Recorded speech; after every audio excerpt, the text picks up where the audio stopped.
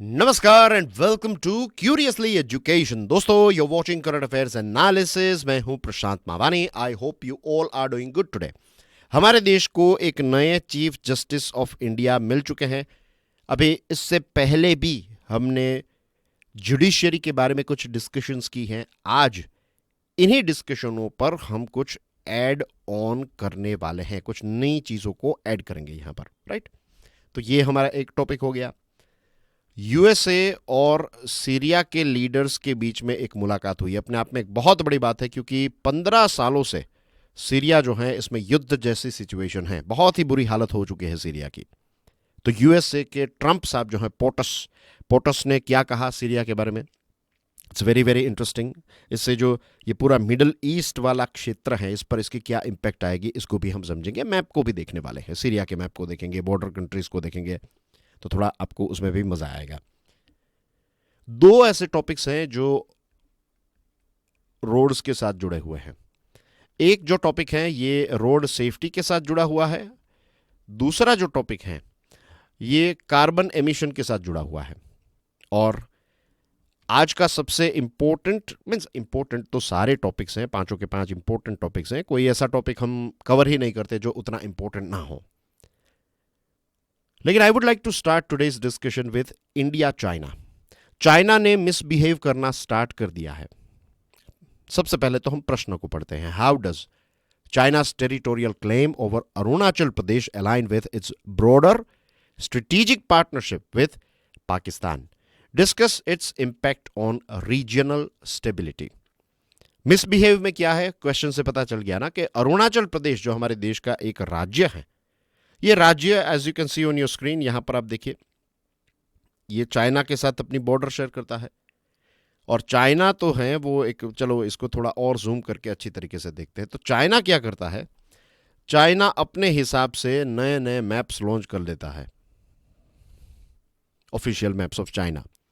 और इन official maps में वो अरुणाचल प्रदेश को अपना ही एक क्षेत्र बताता है। वो कहता है कि ये तिब्बत का ही पोर्शन है, ये तिब्बत का सदर्न पोर्शन है, ऐसा चाइना का दावा रहता है।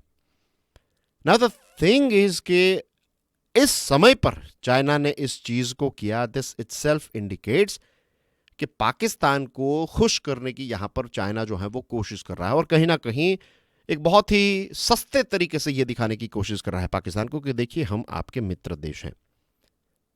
चाइना अटैक नहीं कर रहा है भारत पर, चाइना ने कोई दूसरी ऐसी चीज नहीं की। सबसे जो लोएस्ट ऐसी कोई चीज की जा सकती है, जो मिनिमलिस्टिक आई वुड से कोई ऐसी चीज है जिससे इंडिया और चाइना के बीच में युद्ध जैसी सिचुएशन नहीं होगी, लेकिन पाकिस्तान को थोड़ा अच्छा लगेगा।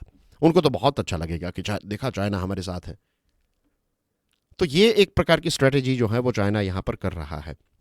And this is the third consecutive year, यानी कि 2023 में चाइना ने ऐसा किया था, 2024 में ऐसा किया, और अभी 2025 में भी चाइना ने यही चीज की है। अरुणाचल प्रदेश के कुछ क्षेत्रों को खुद के हिसाब से वो नाम चेंज कर देता है। और इससे क्या होता है, भारत और चाइना के बीच में फिर टेंशन्स जो हैं वो काफी ज्यादा बढ़ जाते हैं। बट द टाइमिंग, चाइना ने जो समय सिलेक्ट किया है, अभी ऑपरेशन सिंदूर जो है उसका स्टेटस क्या है, official status, do you know? क्या ऑपरेशन सिंदूर जो है वो भारत ने खत्म कर दिया है, क्या इसका एंड आ चुका है? The answer is no. You have to pay attention on this small details as well dear friends. Operation Sindoor जो है इसको भारत ने पॉज किया है। भारत ने क्या कहा है कि भारत जो है वो पाकिस्तान के बिहेवियर को ऑब्जर्व करेगा। अगर पाकिस्तान मिसबिहेव करता है तो ये पॉज जो है ये फिर प्ले बटन दबाया जाएगा और ये फिर से रीस्टार्ट हो जाएगा। ये ऑपरेशन सिंदूर अभी सिर्फ और सिर्फ पॉज किया गया है।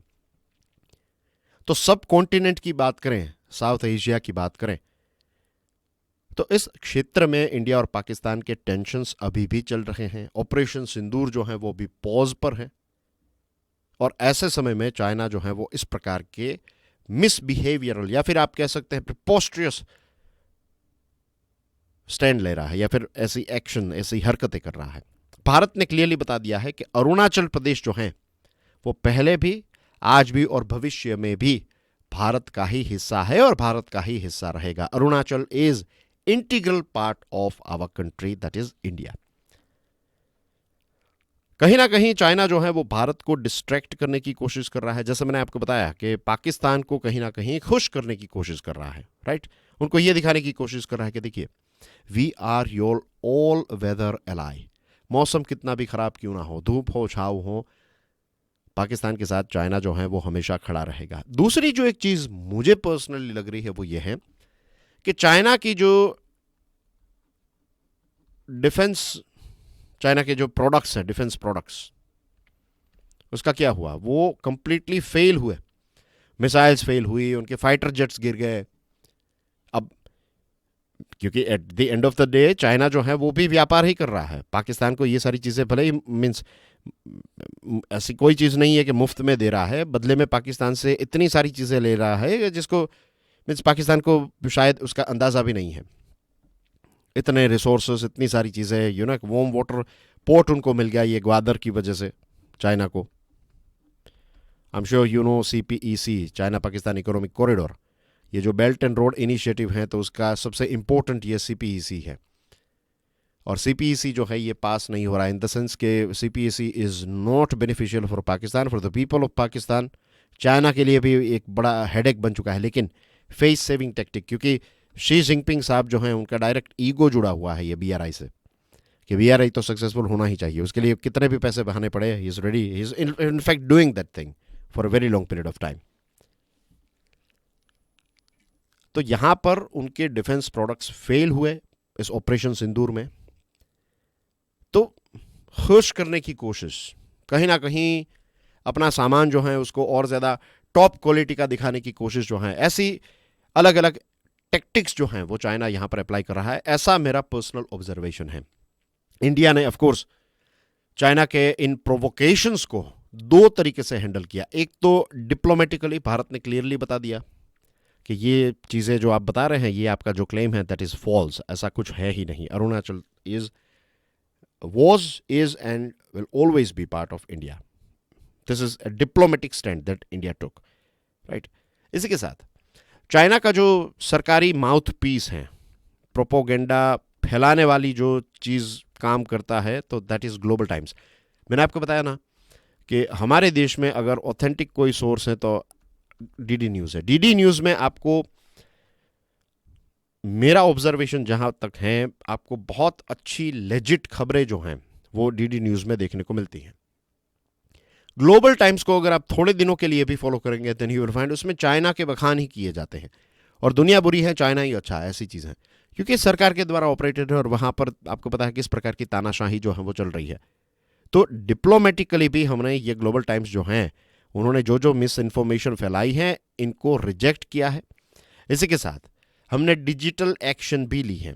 ये जो ग्लोबल टाइम्स है उनका जो एक्स या फिर ट्विटर का जो अकाउंट है इसको टेम्पररीली भारत में ब्लॉक किया गया, और वहां के जो फॉरेन मिनिस्टर हैं वेंग ई, वो बड़ी बड़ी बातें करते हैं, राइट। एक कहते हैं कि दोनों देश जो हैं ये एलिफेंट और ड्रैगन कहते हैं, एलिफेंट यानी कि इंडिया और ड्रैगन यानी कि चाइना, तो they can have a tango, they can do a ballet dance, साथ में डांस कर सकते हैं, डांस इन द सेंस कि we can move together, we can work together, ऐसे शब्दों का जो इस्तेमाल करते हैं। तो एक तरफ से चाइना जो है वो प्रोवोकेशन कर रहा है, एक तरफ से वो कोऑपरेशन की बात करते हैं, तो ये क्लियर कॉन्ट्राडिक्शन है, कथनी और कहनी में बहुत बड़ा डिफरेंस है चाइना का। Same thing goes with Pakistan as well. और हमेशा से हमने देखा यूनाइटेड नेशन सिक्योरिटी काउंसिल में भी पाकिस्तान को एक शील्ड प्रोवाइड किया है, पाकिस्तान के अलग अलग जो टेररिस्ट हैं उनको हमेशा से चाइना ने बचाया है। तो ये जो ड्यूअल अप्रोच है चाइना का, इसमें आप गुड टेररिस्ट, बैड टेररिस्ट को भी ऐड कर सकते हैं, माई टेररिस्ट, योर टेररिस्ट, जिसके बारे में हमने डिस्कशन की थी, उसको भी इसमें आप ऐड कर सकते हैं। इस पॉइंट ऑफ व्यू से भी आप इन चीज़ों को देख सकते हैं। तो basically what we need to do is, हमें हमारा काम जो है वो करते रहना है। नंबर 1, हमारी जो मिलिट्री है उसकी स्ट्रेंथ यानी कि ताकत को और ज़्यादा मजबूत करना है, नंबर 1।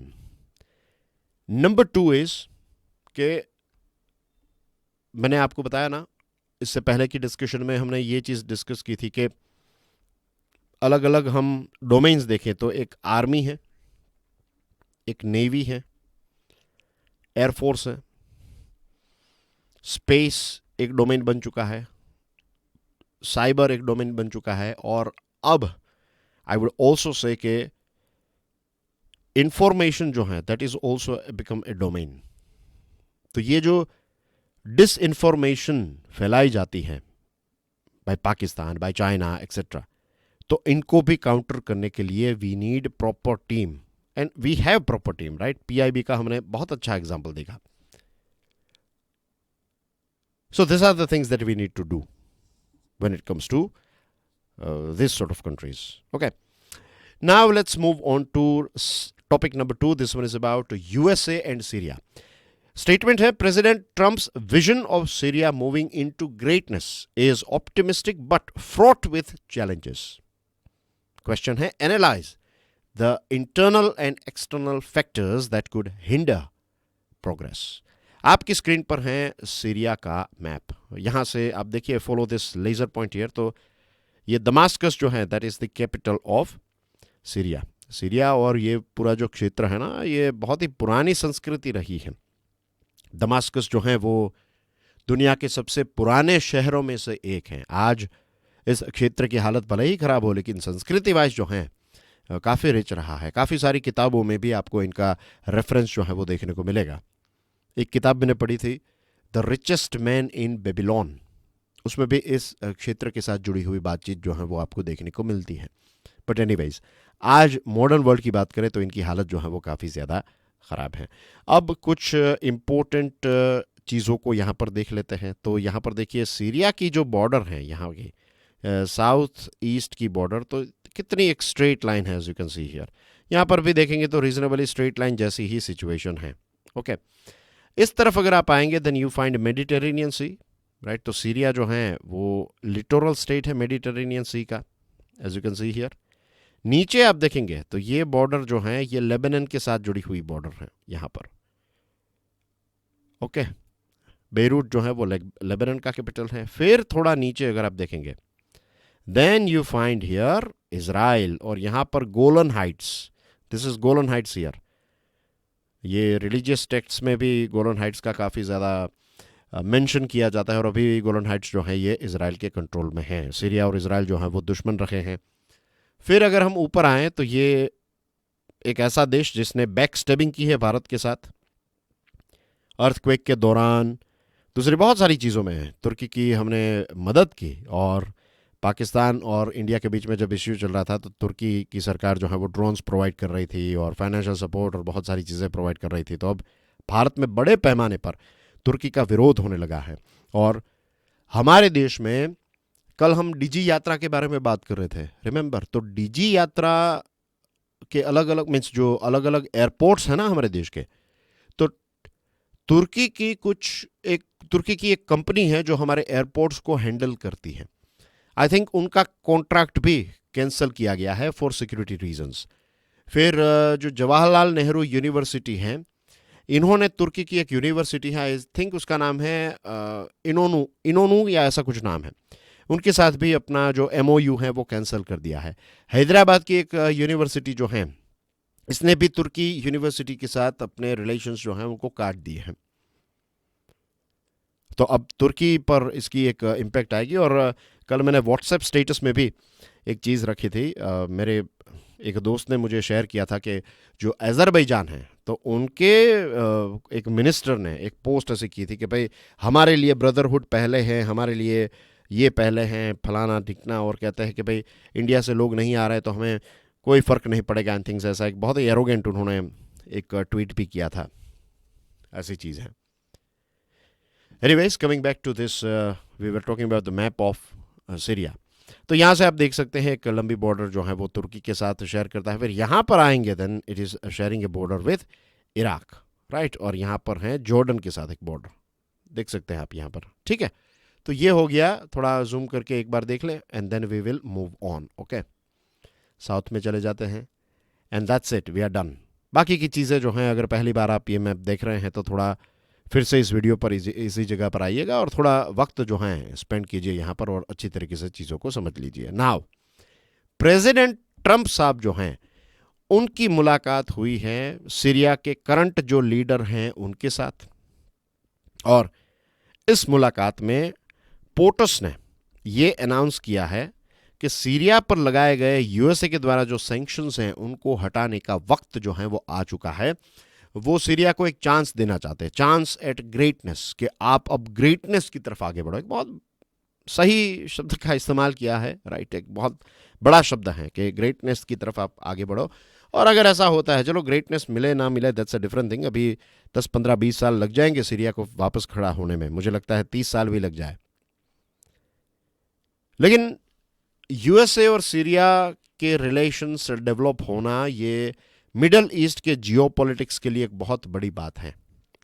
बशर अल असद एक लंबे समय से सीरिया के प्रेसिडेंट रहे। उससे पहले उनके फादर जो थे वो सीरिया के प्रेसिडेंट रहे।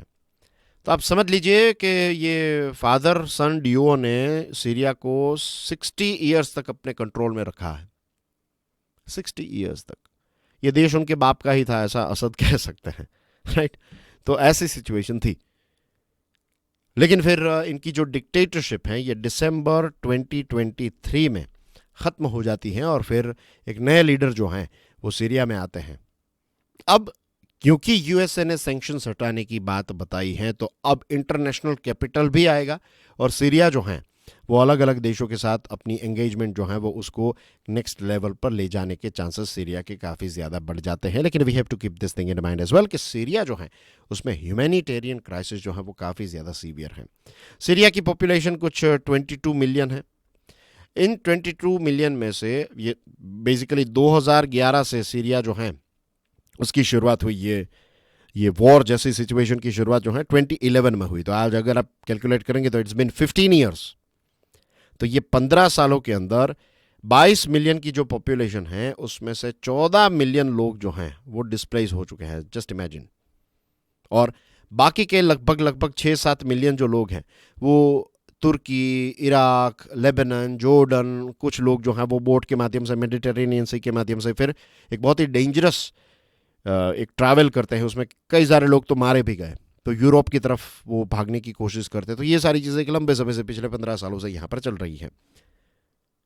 इंटरनली जो लोग मीन्स अभी जो सीरिया में रहते हैं सीरिया के लोग, तो उसमें से 90% जो लोग हैं ये बिलो पॉवर्टी लाइन है और 70% जितने लोग ऐसे हैं जिनको ह्यूमैनिटेरियन असिस्टेंस की सख्त ज़रूरत है। तो इतनी ख़राब हालत हो चुकी है। दैट्स व्हाई आई सेड कि 15, 20, 25, 30 साल भी लग सकते हैं, डिपेंड्स। मुझे लगता है उससे भी ज़्यादा साल लग जाएंगे क्योंकि एक माइनस में आप जा चुके हैं और उसमें से फिर 0, फिर 1, 2, 3 में आना it will be nearly impossible in 5-10 years. वक्त लगेगा। Every Syrian has to do his or her job, तब जाकर ये चीज़ें जो हैं वो जल्द से जल्द चेंज होगी सीरिया की। External powers have played a significant role. एक आप समझ लीजिए, इसको कहते थे आज से 10 साल पहले जो शब्द यूज़ किया जाता था वो क्या था? I think it was great game. मैं 10 साल पहले की बात कर रहा हूँ, समवेयर अराउंड 2015, 2014 के समय पर जो आर्टिकल्स आते थे उस समय पर ये सीरिया की जो सिचुएशन थी इसको काफ़ी ज़्यादा कवर किया जाता था। आज जैसे आज तो समझ लिया आज से 5-6 महीने पहले या फिर 1 साल 6 मंथ का रफली स्पीकिंग टाइम, उससे पहले आपको 2-3 दिनों के अंदर एक इजराइल हमास के साथ जुड़ी हुई खबरें जैसे मिलती है, वैसे ये एक्सटेंसिवली ये चीज़ जो है वो सीरिया की कवर होती थी आज से 1 दशक पहले। तो उस समय पर इसको द ग्रेट गेम कहा जाता था। इस ग्रेट गेम में एक तरफ है रशिया के साथ है ईरान, राइट, और फिर कुछ ऐसे छोटे बड़े कंट्रीज जो हैं वो सीरिया के बशर अल असद को सपोर्ट करते थे, जिसमें I think Yemen was also part of it. दूसरी तरफ you find USA, France, UK. तो ये यूएसए और रशिया के रिलेशंस आप जानते हैं, तो इन दोनों ने ये सीरिया जो है उसको अपना प्लेग्राउंड बना लिया। तो एक रशिया और ईरान बशर अल असद को सपोर्ट करते थे और ये यूएसए, फ्रांस और यूके जो हैं वो बशर अल असद को हटाना चाहते थे। और बहुत ही ब्रीफली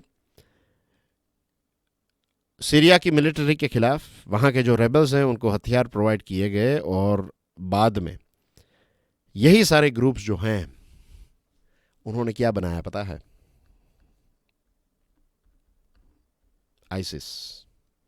आइसिस बनाने में ये देशों ने एक बहुत ही इंपॉर्टेंट रोल प्ले किया है, ये यूएसए, फ्रांस और यूके।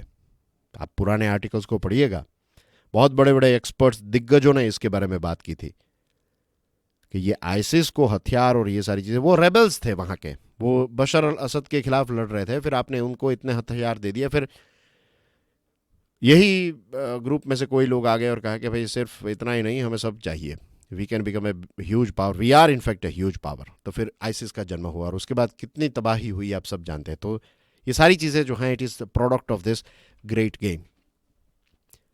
सीरिया पर यह भी इल्ज़ाम लगाया जाता था कि जो असद रेजिम है it's using chemical weapons and things like that. तो फिर उसके बाद काफ़ी सारा सपोर्ट जो है वो प्रोवाइड किया गया। एनीवेज, अब यहाँ पर जो सैंक्शंस लिफ्ट करने की कोशिश है, तो उसमें एक और लक्ष्य जो है यूएसए का, वो ये है कि ईरान का जो इन्फ्लुएंस है उसमें से सीरिया को निकाला जाए। दूसरी तरफ आपको ये भी चीज़ ध्यान में रखनी है कि ईरान और यूएसए न्यूक्लियर डील को लेकर अभी डिस्कशन कर रहे हैं। तो इस प्रकार की गेम्स हमेशा चलती ही रहेगी। देख रहे हैं ना आप, एक तरफ बातचीत हो रही है, दूसरी तरफ सीरिया को अपनी तरफ खींचने की कोशिश की जा रही है। और इजराइल और सीरिया के रिलेशंस भी काफ़ी ज़्यादा वॉलेटाइल रहे हैं, काफ़ी ज़्यादा दुश्मनी भरे रहे हैं एक लंबे समय से। तो जो नेतन्याहू हैं, इज़ नॉट दैट इंक्लाइंड, क्योंकि ट्रम्प साहब की मुलाकात जिनसे हुई, मुझे उनका नाम याद नहीं आ रहा है, वो जो भी लीडर हैं, मीन्स आप थोड़ा नाम देख लीजिएगा, मुझे नाम याद नहीं है अभी उनका। वो जो व्यक्ति हैं उनकी हिस्ट्री ये रही है, he was a leader of al Qaeda. Yes, I'll repeat myself here again. Syria के जो करंट लीडर हैं, असद चले गए दिसंबर 2024 में, राइट? तो अभी जो सीरिया के लीडर हैं, जिनके कंट्रोल में सीरिया हैं, अभी जो टॉप लीडर हैं सीरिया के, उनके एक रिलेशन रहे हैं al Qaeda, means he was part of al Qaeda, और आज वो सीरिया के। तो यूएसए इनके साथ डिस्कशन कर रहा है। तो नेतन्याहू जो हैं, Israel is not that happy with this thing, see. तो ये सारी चीज़ें हैं। तो अब जो भी होगा वहाँ पर, जो अभी इश्यूज चल रहे हैं, इनको सॉर्ट आउट करने के लिए, जैसे मैंने बताया कि एक एक सीरियन को अपना कंट्रीब्यूशन देना पड़ेगा। तो जो भी बदलाव होगा, राइट, एक्सटर्नल सॉल्यूशंस जो हैं, वो सबसे बड़ा लेसन जो हमें मिलता है दैट इज कि एक्सटर्नल सॉल्यूशंस जो हैं उससे कुछ नहीं होगा। अगर कुछ बदलाव होना है तो किसी देश में, किसी भी देश में, this applies to every country, ये लोकल ड्रिवन बदलाव ही होता है। इंटरनल बदलाव जब आएगा तभी देश में बदलाव आएगा। बाहर से कोई देश कहेगा कि ये करो तो ऐसा नहीं होगा। चैलेंजेस भी काफ़ी ज़्यादा हैं, पॉवर्टी है, डिस्प्लेसमेंट हुआ है, गवर्नेंस के रिफॉर्म्स की ज़रूरत है, राइट, इंटरनेशनल कैपिटल की रिक्वायरमेंट है, अलग अलग क्षेत्र के जो देश हैं उनके साथ रिलेशंस को नॉर्मल करना है, कोऑपरेशन बढ़ाना है। तो ये सारी चीज़ें, तो it's not going to be that easy, लेकिन यूएसए ने शुरुआत की है, तो लेट्स होप कि इसमें कोई चीज़ जो है पॉजिटिव चीज़ देखने को मिलेगी for the people of Syria. Now, dear friends, let's move on to road safety. India's road safety crisis demands urgent action to align with the constitutional right to life under Article 21. Analyze the role of state and society in ensuring safe road travel. As we all know, हमारे देश के जो roads हैं, आप जानते हैं, दुनिया के सबसे डेंजरस हैं। इस पर हमने और भी कई बार हमने डिस्कशन की है। 2022 का आंकड़ा ये रहा है कि सिर्फ एक साल के अंदर हमारे देश में 1,68,000 लोगों की मृत्यु हुई थी रोड पर। ये सबसे ज़्यादा आंकड़ा है। रफली इसको कैलकुलेट करेंगे तो 500+ deaths every single day. It's like एक बहुत बड़ा प्लेन जब क्रैश होता है तो फ्रंट पेज पर इसकी खबरें आती हैं, लेकिन इतने सारे लोग अलग अलग जगहों पर मर रहे हैं ना, तो it's not a big thing for us. Means इसको उतना डेंजरस हम नहीं मानते हैं, लेकिन रोड डेथ्स जो हैं हमारे देश में ये बहुत ही ज़्यादा है, और एक परिवार बिखर जाता है, समाज पर इसकी एक नेगेटिव इम्पैक्ट आती है। और इसी के साथ साथ आपको पता है हमारी जो जीडीपी है ना, इसका इकोनॉमिक कॉस्ट कितना है ये रोड एक्सीडेंट्स का। हमारे देश की जो जीडीपी है उसका 3% हमारी जो जीडीपी है, इतना नुकसान हर साल होता है हमें because of this road accidents, right. तो right to safe road travel जो है ये एक फंडामेंटल कंपोनेंट है आर्टिकल 21 का। Right to life includes safe mobility, ये राइट टू लाइफ का पार्ट है, और ये मॉरल और लीगल ड्यूटी बनती है सरकार की कि लोग सेफली ट्रैवल कर सकें। सबसे ज्यादा वल्नरेबल हैं टू व्हीलर्स, पेडेस्ट्रियन, साइकिलिस्ट, जो एल्डरली लोग हैं, तो ये सबसे ज्यादा वल्नरेबल होते हैं हमारे देश में। अब यहां पर एक सेफ सिस्टम अप्रोच की बात की जा रही है, तो इसका जो कोर आइडिया है वो ये है कि देखिए, आप ऑल टुगेदर एक्सीडेंट खत्म नहीं कर सकते, धीरे धीरे इनको कम किया जा सकता है, लेकिन द मेन थिंग इज के लोगों से मिस्टेक होगी, लेकिन मिस्टेक होने के बावजूद लोगों की मौत नहीं होनी चाहिए, सीरियस इंजरीज नहीं होनी चाहिए। तो इसको लेकर हमें हमारे रोड्स की डिज़ाइन कुछ इस प्रकार से बनानी पड़ेगी। फुटपाथ्स को वाइडर करना है, साइकिलिंग के लिए ट्रैक्स, राइट, क्रॉसिंग्स हों, प्रॉपर मार्क्ड हों, zebra crossing etcetera, speed limits जो है वो हर कोई फॉलो करे, स्पीड लिमिट्स की व्यवस्था की जाए। तो ये सारी चीज़ें जो हैं करने की कोशिश जो है वो सरकार कर रही है।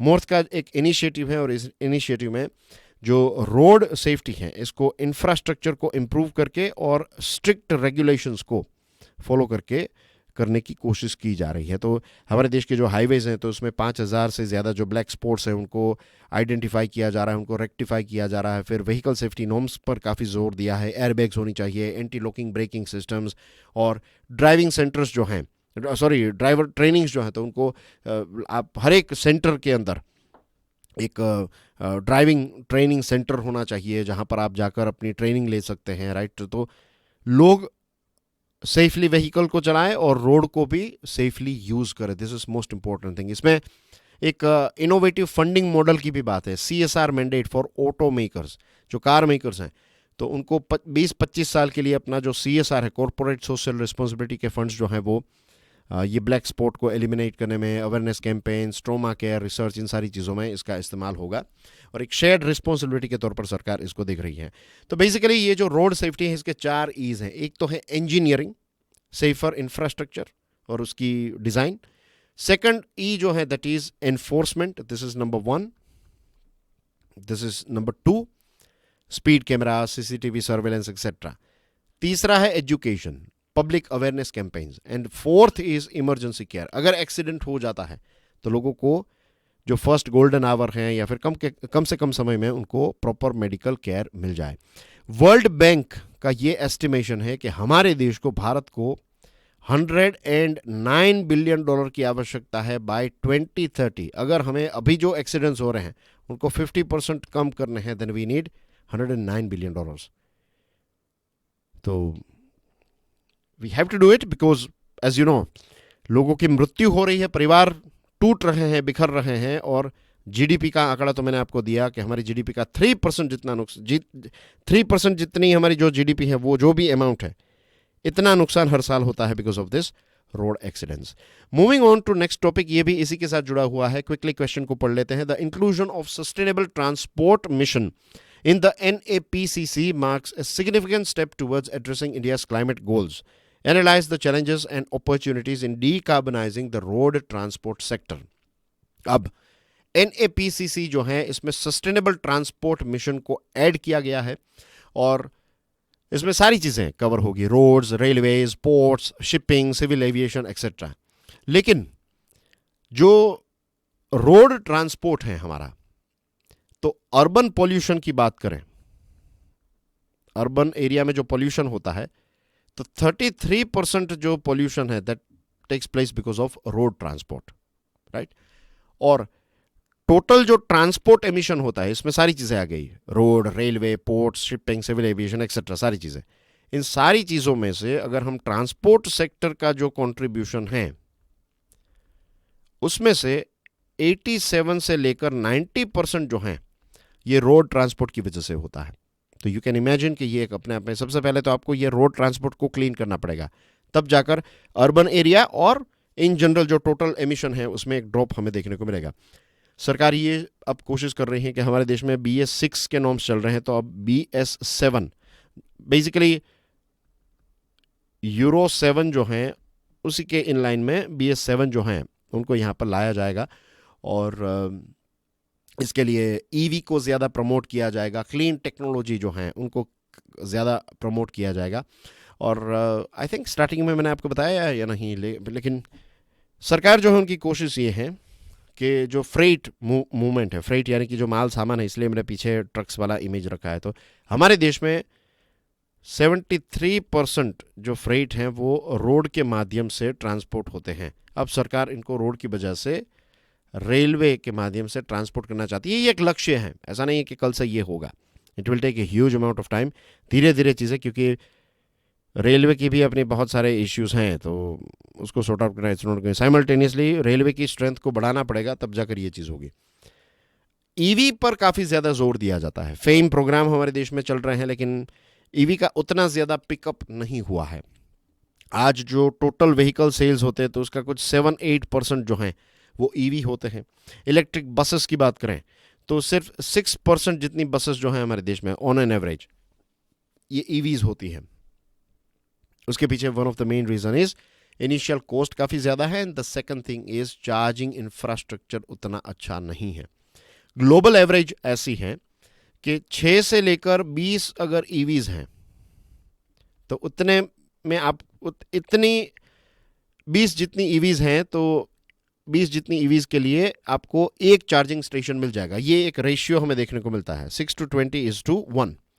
हमारे देश में क्या है, 135 ईवीज